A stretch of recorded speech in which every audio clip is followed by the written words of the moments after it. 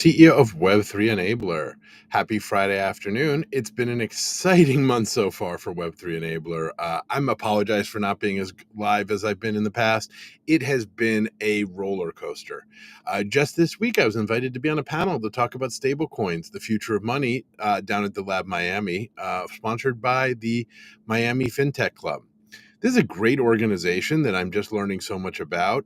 There's a lot of people here in the fintech space in Miami, and this is a really nice business focused group. A lot of Miami stuff tends to be a little event oriented and a little more on the fun side. It's nice to have a group that's a little more stoic and a little more boring, even if we're still not that boring. It's really great to see the reception we're getting from the Miami business community. When people find out that there's a Salesforce native solution for doing this, they're all super excited. We're really excited for our V3 launch that will be happening soon. We think that these liquidation wallets are really going to be the game changer. We keep having more discussions, and everyone's really excited for this change to the system. The Cardano Wallet project that we're doing for Project Catalyst is moving along great. It's been an interesting challenge because so many of the libraries that power Cardano are built in Wasm, which is fantastic for performance, but has a security concern because you can't really sandbox it well. So as a result, we're actually using a lot of much more primitive libraries as we're going to go and derive all the addresses. And we're doing our best to make it that you don't need to run your own node. The goal here is simplicity of use. So we're really excited. We're having fantastic results, even if it's taking a little longer than we'd originally hoped. And the project's moving along great.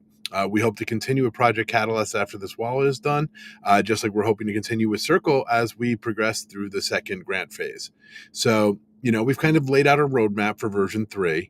3.0 is going to focus on the liquidation wallets for the organization. 3.1 is going to focus on the liquidation wallets for accounts. That makes it very easy to do a vendor wallet. And then in 3.2, we're planning to introduce our first Circle wallets, formerly the programmable wallets. We think the main focus of these initial results is going to be letting everyone take liquidation addresses from everywhere, but really focus on cost-effective payment solutions like Base and Solana, and maybe to a lesser extent Ethereum for those that are doing large-scale transactions.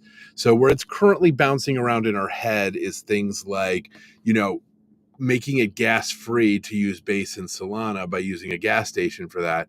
And then, Ethereum if you need to go and do something on the big network. So that might be kind of the compromise, right? It's free to do transactions on Base and Solana up to some reasonable number that we're not concerned about for small business and medium business. So that's really exciting. We're continuing to work on the financial services cloud and commerce cloud solutions. A lot of progress being made on all of those. It's just a bunch of teams that we're balancing on a very small team. But yeah, so the goal for Commerce Cloud is we're planning to have native support in the checkout process for what is called Commerce Cloud on Core, formerly Commerce Cloud B2B, and that has a B2B and a D2C component, but that's really Salesforce Core Native and the most logical one for us to work with. We're also looking at the D2C, formerly B2C, formerly Demandware. That looks really exciting as well because we think that that's really the high volume. And for that, we tie in with a mixture of workflow management and on the consumer side. So that's really the big push directly on Commerce Cloud. But then you take a look at what we're building for being able to manage account wallets, accounts payable, and all of those connections. And all of a sudden, it starts to make a lot of sense to offer an experience cloud for those that want to tie their vendors in. So we think that this is really a fantastic set of add-ons we're going to be building over the next, 3 to 6 months as we work our way through Salesforce.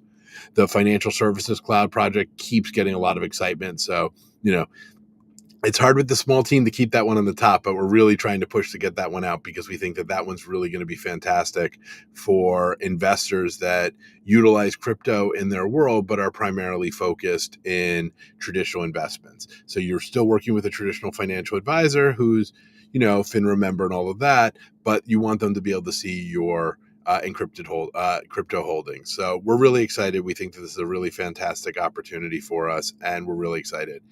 It is fantastic to be back to focus on building and sales and meeting with prospects. It's a nice change of pace from the fundraising all the time. Well, I'm sure we're going to be back and doing a venture capital round in 6 or 9 months. right now we're really able to focus heads down on building out the product, and that's really fantastic. So thank you all. We're going to keep having updates. Our investor newsletter should have gone out. We've put updates for the investors on Republic. So we're looking to put that together, and we're working to get kind of a general newsletter so you can follow our progress and, talk to us about what your needs are, and we can make sure we get things on the roadmap as we bring crypto and blockchain solutions out to the Salesforce community. So once again, that's Alex Hochberger with Web3 Enabler. Reach out to me on LinkedIn, come to our website, send a message in the comments on wherever you're seeing this. And I'd love to talk to you about bringing solutions into your enterprise. So thank you and have a fantastic weekend.